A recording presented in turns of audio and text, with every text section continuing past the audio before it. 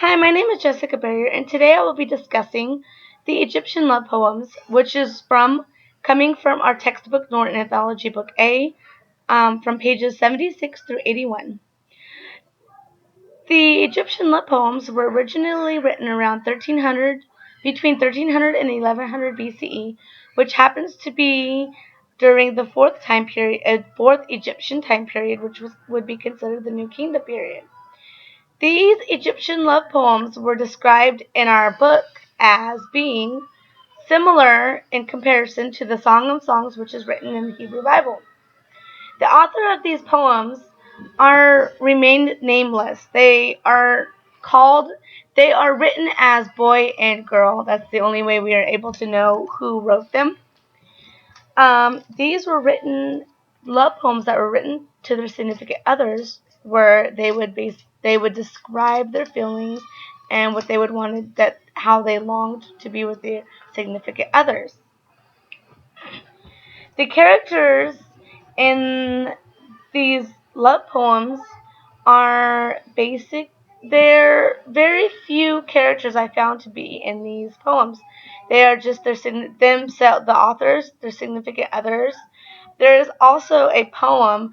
I passed close by his house, the sixth stanza, in which the girl wrote the poem about the boy, his mother, and his sister, and his brother. There's another poem where there's a mention of a maidservant. Other than that, there are not very many characters in these poems.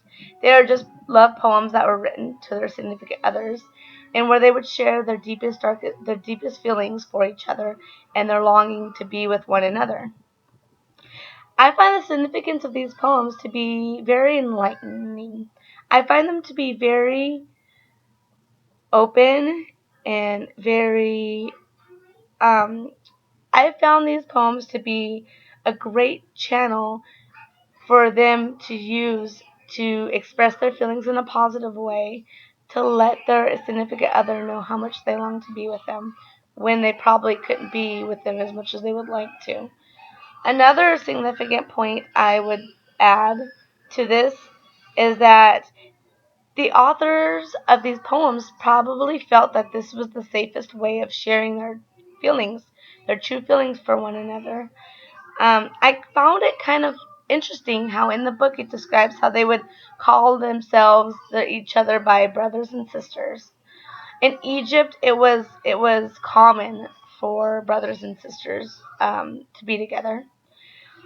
That doesn't necessarily mean that they were brothers and sisters. All these poems were written with their significant other in mind, and I kind of compare it to how in our society today, young love is such a beautiful thing, and young people want to share it.